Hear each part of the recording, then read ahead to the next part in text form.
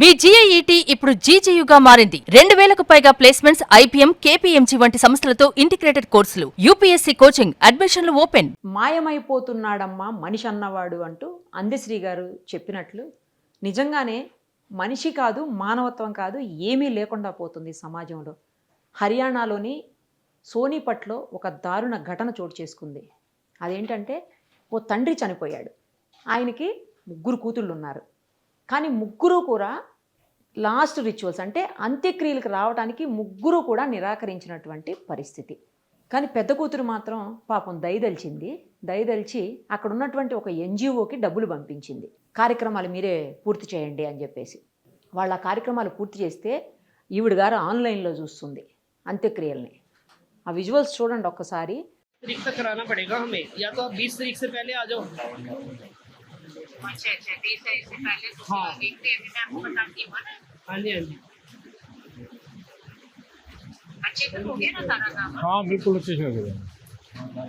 ठीक है, तो मैं ऐसे बोल रही ना, आप मुझे वीडियो भी भेज दो। ठीक है भेज दूँगा। ये आपके आने पे होगा सारा काम। हाँ बाकी तो आप आ लोगे जब होगा ना। ये संस्कार हुआ है, अभी तो संस्कार हुआ है। अभी और कितना टाइम लगेगा? तो हम लोग भी क्या खाएंगे और नाएंगे, चूल्हा जलाएंगे? नहीं अभी को नहीं बेटी नहीं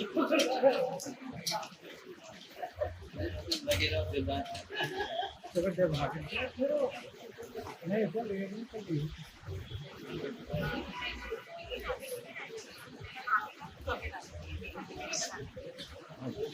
10-15 मिनट में हो जाएंगे। हाँ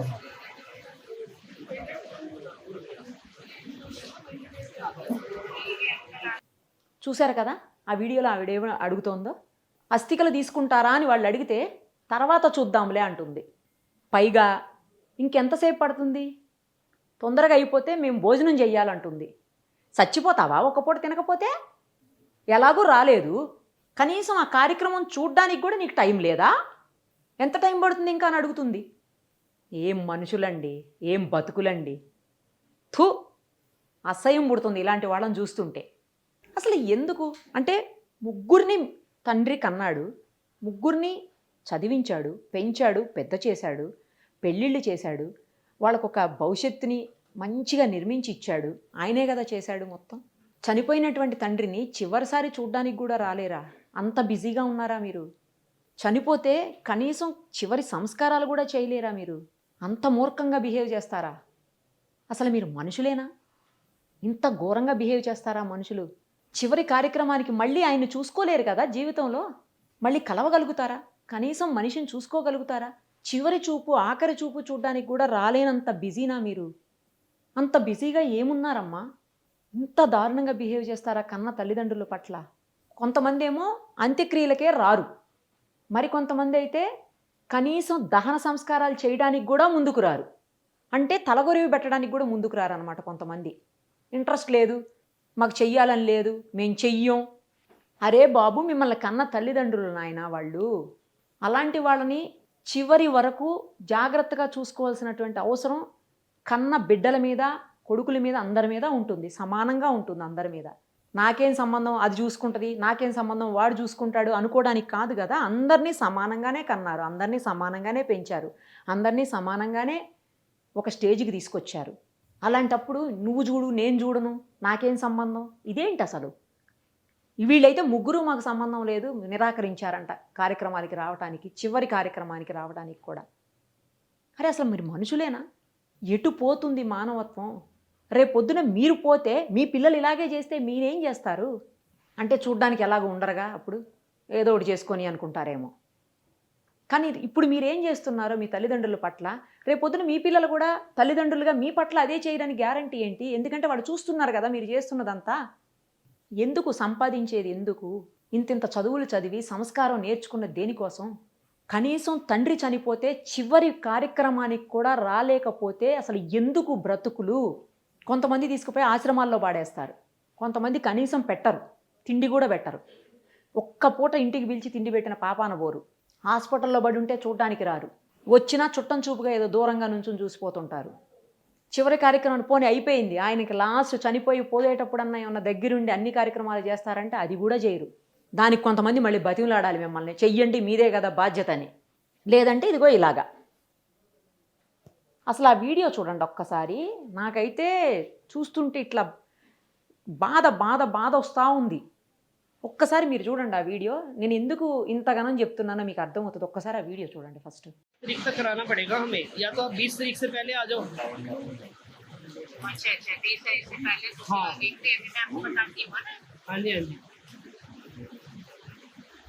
अच्छे से हो गया ना सारा काम? हाँ बिल्कुल अच्छे से हो गया। ठीक है तो मैं ऐसे बोलने कीजिए ना, आप मुझे वीडियो भी भेज दीजिए। ठीक है भेज दूँगा। ये आपके आने पे होगा सारा काम। हाँ बाकी तो आप आ लोगे जब होगा ना, ये संस्कार हुआ है, अभी तो संस्कार हुआ है। अभी और कितना टाइम लगेगा? तो हम लोग भी क्या आएंगे और आएंगे चूल्हा जलाएंगे? नहीं नहीं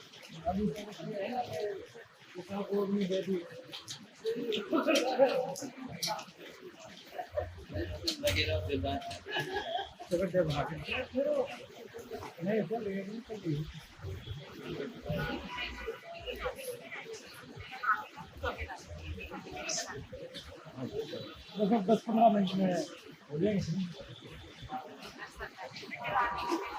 हाँ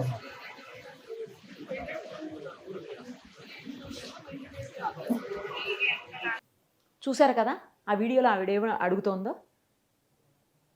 అస్థికలు తీసుకుంటారా అని వాళ్ళు అడిగితే తర్వాత చూద్దాంలే అంటుంది.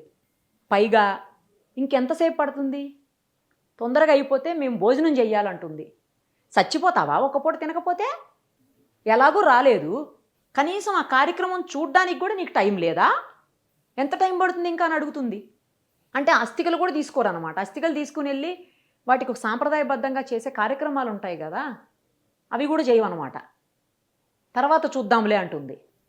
భోజనానికి టైం అయిపోతుందంట. ఆయన పోతే పోయాడు, పోయినోడు ఎలాగో పోయాడు కదా, మేము టైంకి తినాలి.